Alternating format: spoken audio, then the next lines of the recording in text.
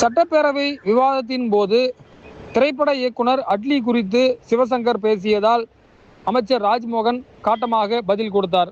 இன்று சட்டப்பேரவையில் கவர்னர் உரைக்கு நன்றி தெரிவிக்கும் தீர்மானத்தின் மீது திமுக எம்எல்ஏ முன்னாள் அமைச்சர் சிவசங்கர் பேசினார். அப்போது திமுக ஆட்சியில் கொண்டு வரப்பட்ட கவர்னர் அறிவிப்புகள், குறிப்பாக அப்போது கவர்னர் ஆற்றிய உரைகளின் தொகுப்பை வெட்டி ஒட்டி இந்த அரசு கொண்டு வந்திருக்கிறது. உதாரணமாக தற்போதைய முதலமைச்சர் விஜய்க்கு நெருக்கமான சினிமா பட இயக்குனரான அட்லி பார்த்தீங்கன்னா ஒவ்வொரு முக்கியமான படத்தில் இருக்கக்கூடிய காட்சிகள்லாம் வெட்டி ஒரு புது படம் எடுப்பார். அந்த மாதிரி இருக்கு அப்படின்னு அவர் பேசினார். இதற்கு உடனடியாக டிஐபிஆர் மற்றும் சினிமா இண்டஸ்ட்ரி போர்ட்போலியோ கவனிக்கக்கூடிய ராஜ்மோகன் ஏன் தற்போது நீங்கள் அட்லியை இருக்கிறீங்க, அவருக்கு இதுக்கு என்ன சம்பந்தம் இருக்கு அப்படின்னு சொல்லி பேசினாரு.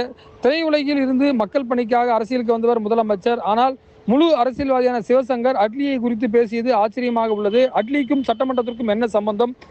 காலமும் காட்சியும் ஏற்கனவே மாறிவிட்டது. அன்றும் இன்றும் என்றும் மாநில உரிமை மற்றும் மொழி உரிமையை விட்டுக் கொடுக்க மாட்டோம்.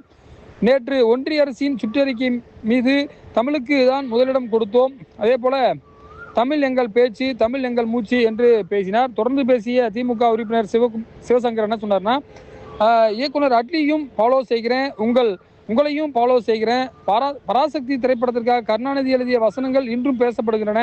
சட்டப்பேரவையில் பேசுவதை பொதுமக்கள் பார்த்து கொண்டிருக்கிறார்கள். அதை வார்த்தை விளையாட்டு என்று கூறுகிறோம். இன்னும் பல சுவையான செய்திகள் வரும் நாட்களில் ஆளுங்கட்சியினருக்கு சொல்வேன் என்றும், மேலும் ஆக்கப்பூர்வமான ஆட்சியை வழங்கும் பணியை மட்டும் பாருங்கள் என்று சொன்னார். வாக்கு வித்தியாசம் தொடர்பாக அமைச்சர் அருண்ராஜ் பேசுகையில், தமிழக வெற்றி கழகம் தனித்து பெற்ற வாக்குகளையும் பல கட்சி கூட்டணியுடன் திமுக பெற்ற வாக்குகளையும் ஒப்பிட்டு பேசுவது பொருத்தமானது அல்ல என்றும் அவர் சொன்னார்.